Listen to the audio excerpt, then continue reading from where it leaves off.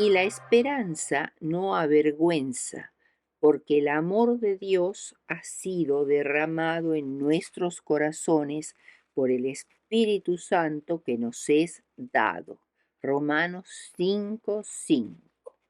Veamos entonces el primer punto, la esperanza en las tribulaciones.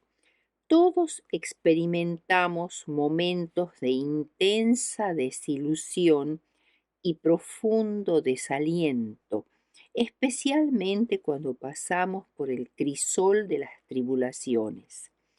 En su misericordia y fidelidad, Dios permite muchas veces que aquellos en quienes ponemos nuestra confianza nos chasqueen para que aprendamos cuán vano es confiar en el hombre y hacer de la carne nuestro brazo.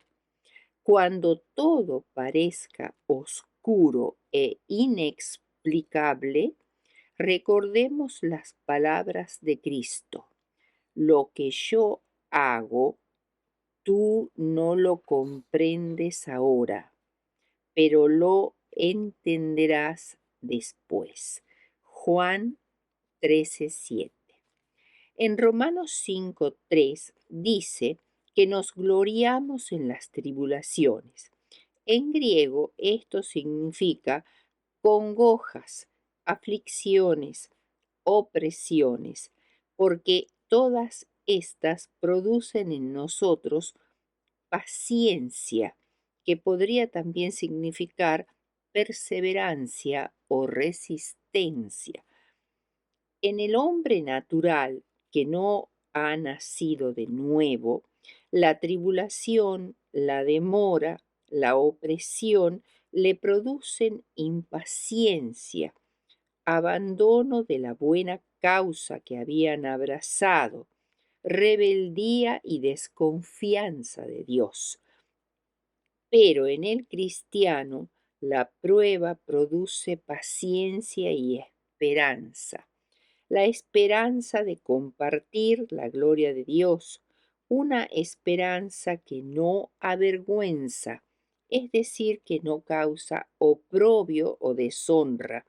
El Salmo 22:5 dice, confiaron en ti y no fueron avergonzados.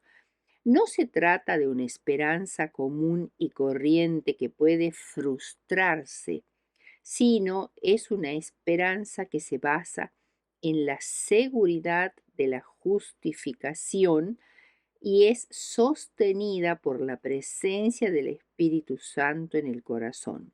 Se basa en la seguridad del inmutable amor de Dios. El segundo punto es el panorama completo. Cuando estamos en medio del sufrimiento, es muy fácil pensar que lo que nos pasa a nosotros es lo único que importa y perdemos de vista el panorama más amplio. El caso del profeta Habacuc nos enseña algo al respecto. Habacuc vivió en el año 630 a.C. y predicó en Judá durante un tiempo de terrible apostasía, como dice Profetas y Reyes, página 285. Quizá durante la última parte del reinado de Manasés o durante el reinado de Amón o también durante la primera parte del reinado de Josías. Prácticamente Habacuc estaba muy angustiado debido a la pecaminosidad de su pueblo y sus inevitables resultados. Él había presentado su perplejidad ante Dios durante algún tiempo y o Dios no oía o no hacía nada para detener los males en Judá. Este libro proporciona una solución al problema de por qué Dios permite que prosperen los pecadores. Habacuc amaba sinceramente al Señor y con ansias anhelaba el triunfo de la justicia. pero no podía entender por qué Dios aparentemente permitía que continuaran desenfrenados e impunes la apostasía y el crimen en Judá. Es lo que dice Habacuc 1, 1 al 4. Dios le informa a Habacuc que él tiene un plan para refrenar y castigar a Judá por su mala conducta y que para eso va a utilizar a los caldeos o babilonios como instrumento suyo. Pero ahora Habacuc se pregunta, ¿cómo puede usar Dios a una nación más impía que Judá para castigar a Judá? ¿Cómo se puede conciliar un plan tal con la justicia divina? Dios mismo los describe a los babilonios como una nación impetuosa, orgullosa, segura de sí misma, que se atribuían a sí mismos sus grandes proezas. Eran como leopardos o chacales nocturnos en su ferocidad y rapidez para capturar la presa. Esta explicación da un panorama más amplio que le deja a perplejo a Habacuc. Si ya estaba antes desconcertado, ahora mucho peor. Él piensa, muy limpio eres de ojos para ver el mal, ni puedes ver el agravio. ¿Por qué ves a los menospreciadores y callas cuando destruye el impío al más justo que él? Dice Habacuc 1:13. Pasando por alto la temeridad de la pregunta de Habacuc, Dios enumera los pecados de Babilonia, como para que Habacuc sepa que él no ignora quiénes son los babilonios.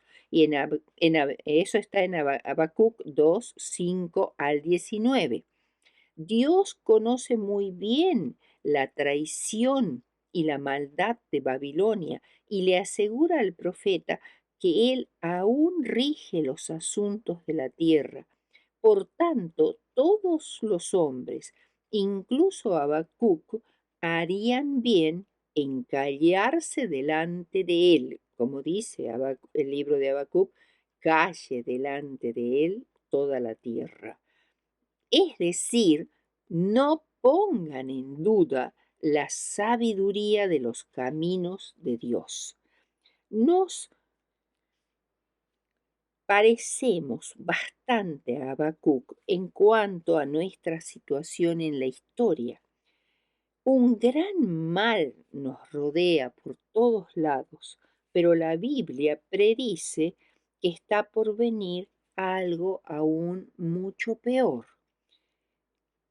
Sin embargo, el libro La Educación, en la página 295, y hablando de la escuela del más allá, o sea, en el cielo, cuando ya Cristo haya destruido este mundo, dice lo siguiente: ¿qué campo se abrirá allí a nuestro estudio cuando se quite el velo que oscurece nuestra vista y nuestros ojos contemplen ese mundo de bellezas del cual ahora tenemos vislumbres por medio del microscopio? Cuando contemplemos las glorias de los cielos estudiados ahora por medio del telescopio, entonces serán esclarecidas todas las perplejidades de la vida, donde a nosotros nos pareció ver solo confusión y chasco, propósitos quebrantados y planes desbaratados, se verá un propósito grande, dominante y victorioso y una armonía divina. La educación, página 295. Los padres y maestros caen en su último sueño con la sensación de que ha sido en vano la obra de su vida. No saben que su fidelidad ha abierto manantiales de bendiciones que nunca pueden dejar de fluir. Solo por la fe ven a los hijos que han criado transformarse en una bendición e inspiración para sus semejantes. Allí, en la escuela del cielo, conoceremos como somos conocidos. Educación, página 295. Veamos el tercer punto. ¿Quién es nuestro Padre? Cuando Job, agobiado por las pruebas terribles que vinieron como un aluvión sobre su vida, con las acusaciones de sus amigos, el abandono de su esposa y el acuciante prurito que lo enloquecía, y preguntaba a Dios el porqué de todo esto, ya que consideraba que él era un hombre fiel y obediente. Pero Dios nunca le contestó el porqué. Sin embargo, le dio una revelación asombrosa de sí mismo. El objetivo de Dios no era dilucidar una disputa, sino revelarse. No explicó por qué prosperan los impíos y ni por qué sufren los justos. Nada dijo en cuanto al mundo futuro ni a las recompensas venideras como compensación de las desigualdades actuales. Solo reveló su bondad, su poder y su sabiduría para resolver los problemas de Job. Cuando Job vislumbró a Dios como el que podía resolver sus problemas, desaparecieron sus perplejidades. Ahora Job va a ser interrogado. Por eso Dios le dice en el capítulo 38, versículo 3 de este libro: ciñe como varón tus lomos, es decir, prepárate para esforzarte al máximo. El primer punto del discurso de Dios es la creación del mundo y se la describe en forma figurada como un edificio diseñado y llevado a cabo por un arquitecto divino. Los ángeles, a quien el libro de Job llama las estrellas del alba, gritaron de alegría en la creación. La segunda gran maravilla es el mar, el cual está limitado dentro de sus orillas por orden de Dios. Tercero, el despuntar del alba, o sea, la salida del sol, que es un bellísimo milagro que se repite constantemente y sobre el cual ningún hombre tiene poder alguno. El alba llena la tierra y los malhechores huyen de ella. El amanecer imprime a la tierra forma y color, algo aún semejante a un diseño primorosamente bordado en una vestidura. El cuarto punto que Dios decide mostrar a Job o interrogarlo acerca de eso es el abismo, es decir, el fondo del mar.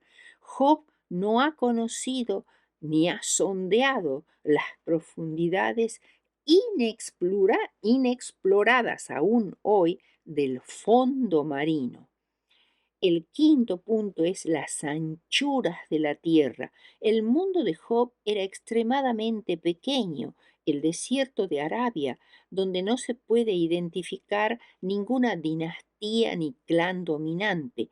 Job había viajado dentro del radio de unos pocos kilómetros. Esta pregunta seguramente fue abrumadora para Job. La sexta se refiere a los fenómenos de la luz y la oscuridad, y hasta ahora el hombre no puede desentrañar la naturaleza íntima de la luz. Séptimo, la nieve y el granizo, que eran también misterios para ese tiempo. El octavo es el camino de los relámpagos. Y se aparta ahora la atención de Job de las maravillas de la tierra y de los cielos y se lo dirige a los esplendores de las constelaciones conocidas en ese tiempo, las que eran visibles, digamos, a ojo desnudo.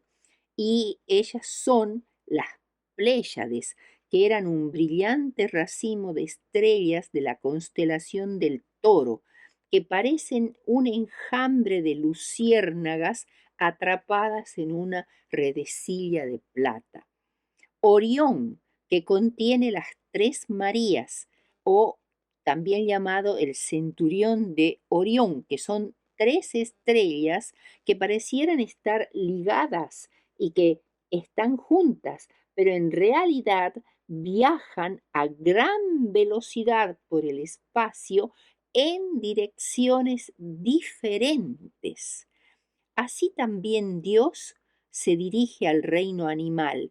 ¿Qué haría Job si Dios le diera el encargo de alimentar a un grupo de leones? ¿Conocía Job el periodo de gestación de las cabras monteses, animales que no se podían domesticar? Cada nacimiento de cualquier ser vivo es una demostración del poder vivificador del Creador. El asno montés, también llamado onagro, ante todo contacto con la gente, huye y es tan bello, ágil e independiente que maravilla al observador. El búfalo o toro salvaje, algo más pequeño que los elefantes, se parecen a los toros comunes, pero son mucho más grandes. Su fuerza y su ligereza son destacables y atacan a todo hombre o fiera que ven. No era posible domesticarlos ni amansarlos. Después de hablar de diversos animales tan bellos y maravillosos, Dios le dice: ¿es sabiduría contender con el Omnipotente? Job había dicho que él le diría a Dios qué hacer porque aparentemente no comprendía su caso. Ahora tiene la buscada oportunidad de exponer su caso ante Dios. Pero en vez de decir, soy inocente, él dice, soy vil. La revelación divina ha cambiado totalmente su actitud para consigo mismo y frente a Dios. Todos los que llegan a valorar debidamente a Dios experimentan una convicción similar y con Job llegan a la siguiente conclusión. Yo hablaba lo que no entendía, cosas demasiado maravillosas para mí. De oídas te había oído, mas ahora mis ojos te ven y por tanto me aborrezco y me arrepiento en polvo y en ceniza. Job 42, 3 al 6.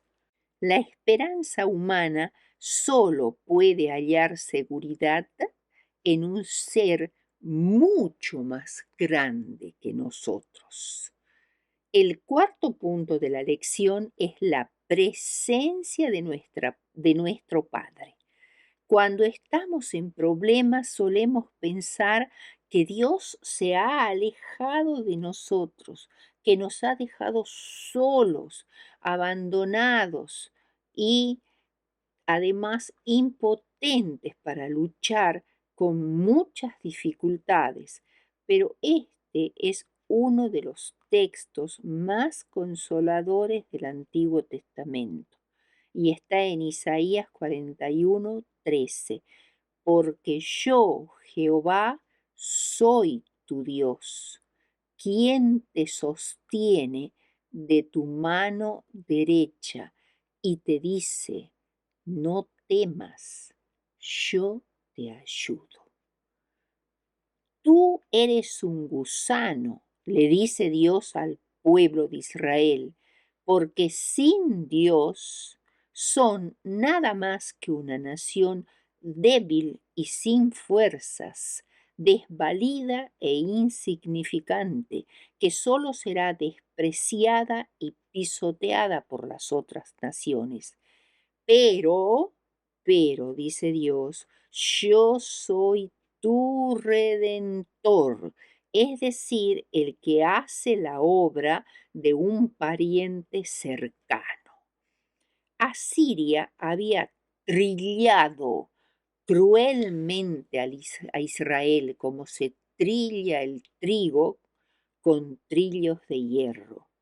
Pero finalmente el trillador, Asiria, sería también trillado a su vez.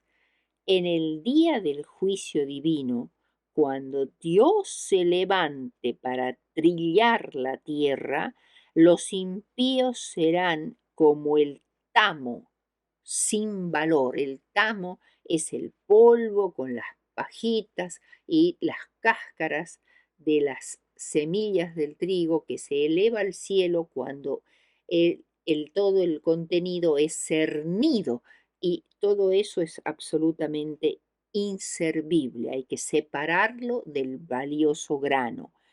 Hay un Dios trascendente, el que está sentado en un gran trono de luz, a años luz de distancia de nosotros. Pero ese mismo Dios que parece tan lejano es Emmanuel, que significa con nosotros Dios. Es decir, que al mismo tiempo está con nosotros aun cuando pasamos por el crisol. El quinto punto, los planes de nuestro Padre para nosotros. Los cristianos tenemos una misma esperanza, la esperanza de la salvación y de la manifestación de nuestro Señor. El establecimiento final del reino es esperanza que proporciona una base firme para la paz, la alegría, el valor y el buen ánimo. Esta esperanza conduce necesariamente a un cambio total en el creyente. Jeremías, en el capítulo 29 de su libro, da un fuerte impulso a la esperanza de los cautivos israelitas que estaban en Babilonia y les dice que por el momento debían aceptar con paciencia esa servidumbre porque formaba parte de los planes de Dios, que tuvieran hijos en su cautiverio, ya que los babilonios les permitirían tener casas y tierras y que procuraran la paz de esa nación, porque cuando se cumplieran los 70 años del destierro, Dios los visitaría y los haría regresar a su patria.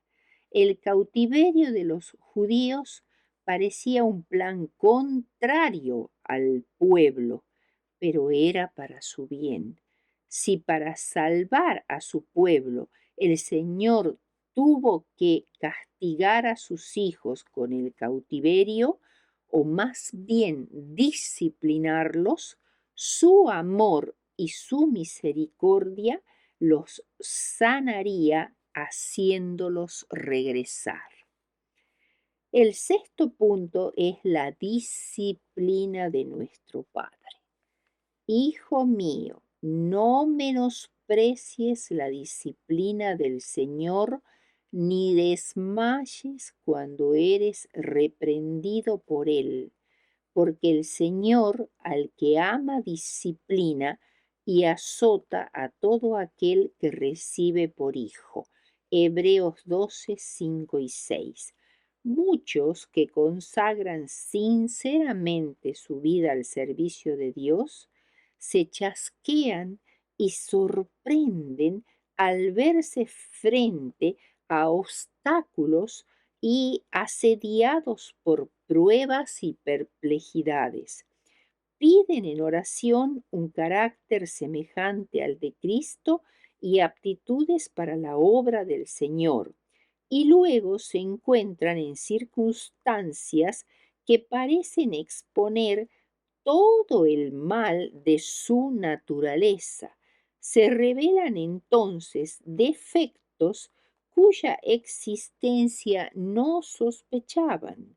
Como el antiguo Israel se pregunta, si Dios es el que nos guía, ¿por qué nos sobrevienen todas estas cosas? Les acontecen porque Dios los conduce. Las pruebas y los obstáculos son los métodos de disciplina que el Señor exige y las condiciones que señala para el éxito. En su providencia nos coloca en diferentes situaciones y variadas circunstancias para que descubran en su carácter los defectos que permanecen ocultos a su conocimiento. Les da la oportunidad de enmendar esos defectos y prepararse para servirlo, pero deben pasar por los fuegos de la aflicción. Ministerio de Curación, Elena de White, página 228-229. Conclusión. Consideremos la experiencia de Moisés. La educación que había recibido en Egipto como nieto del rey y presunto heredero al trono fue muy completa. Nada se descuidó de lo que se pensaba que podía hacerlo sabio.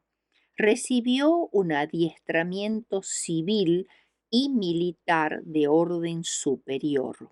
Se sintió completamente preparado para la obra de liberar a Israel de la esclavitud. Pero Dios no lo vio así. Su providencia señaló a Moisés un período de 40 años de preparación en el desierto como pastor de ovejas. Moisés era naturalmente de espíritu impetuoso. En Egipto, en calidad de exitoso caudillo militar y favorito del rey y de la nación, se había acostumbrado a recibir alabanza y adulación. Pero muy diferentes fueron las lecciones que debió aprender como representante de Dios. Al conducir sus ganados por los montes y desiertos y por los verdes pastos de los valles, aprendió a tener fe, mansedumbre, paciencia, humildad y a olvidarse de sí mismo. Aprendió a cuidar de seres débiles, atender a los enfermos, salir en busca de los descarriados, a ser paciente con los revoltosos, a proteger a los corderos y a nutrir a los ya viejos y enclenques. En esa labor Moisés se fue acercando al Pastor Supremo. Llegó a creerse, llegó a unirse estrechamente con el Santo de Israel. Ya no se proponía hacer una gran obra, procuraba fielmente hacer como para Dios la tarea que se le había encomendado. La naturaleza entera le hablaba del invisible. Conoció a Dios como un Dios personal. Halló refugio en los brazos del Eterno. Después de experimentar todo esto, Moisés oyó la invitación del cielo a cambiar el cayado de pastor por la vara de mando, a dejar el rebaño de ovejas para asumir el liderazgo de Israel. La orden divina lo encontró desconfiado de sí mismo, torpe de palabra y tímido, pero Dios bendijo su obediencia y Moisés llegó a ser elocuente, confiado y dueño de sí mismo, capacitado para la mayor obra que fuera encomendada jamás a hombre alguno. Ministerio de Curación, páginas 230-231, Elena de White.